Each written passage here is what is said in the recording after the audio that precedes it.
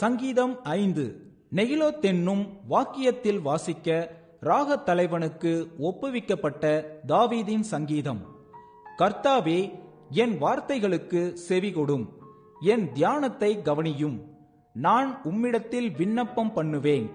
என் ராஜாவே, என் தேவனே, என் வேண்டுதலின் சத்தத்தை கேட்டருளும். கர்த்தாவே, காலையிலே என் சத்தத்தை கேட்டருளுவீர்.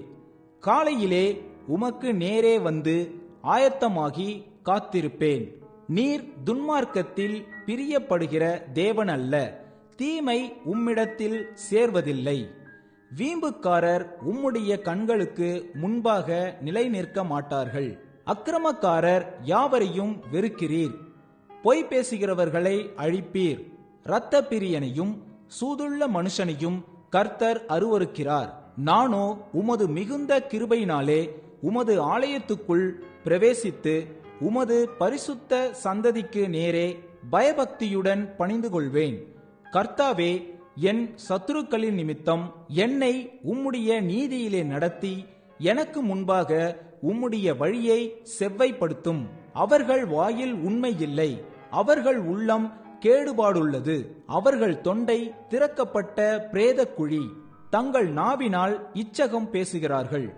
தேவனே, அவர்களை குற்றவாளிகளாக தீரும். அவர்கள் தங்கள் ஆலோசனைகளாலேயே விழும்படி செய்யும். அவர்கள் துரோகங்களினுடைய திரட்சியின் நிமித்தம் அவர்களை தள்ளிவிடும். உமக்கு விரோதமாய் கலகம் பண்ணினார்களே. உம்மை நம்புகிறவர்கள் யாவரும் சந்தோஷித்து எந்நாளும் கெம்பீரிப்பார்களாக. நீர் அவர்களை காப்பாற்றுவீர். உம்முடைய நாமத்தை நேசிக்கிறவர்கள் உம்மில் களிகூறுவார்களாக. கர்த்தாவே, நீர் நீதிமானை ஆசீர்வதித்து காருணியம் என்னும் கேடகத்தினால் அவனை சூழ்ந்து கொள்ளுவீர்.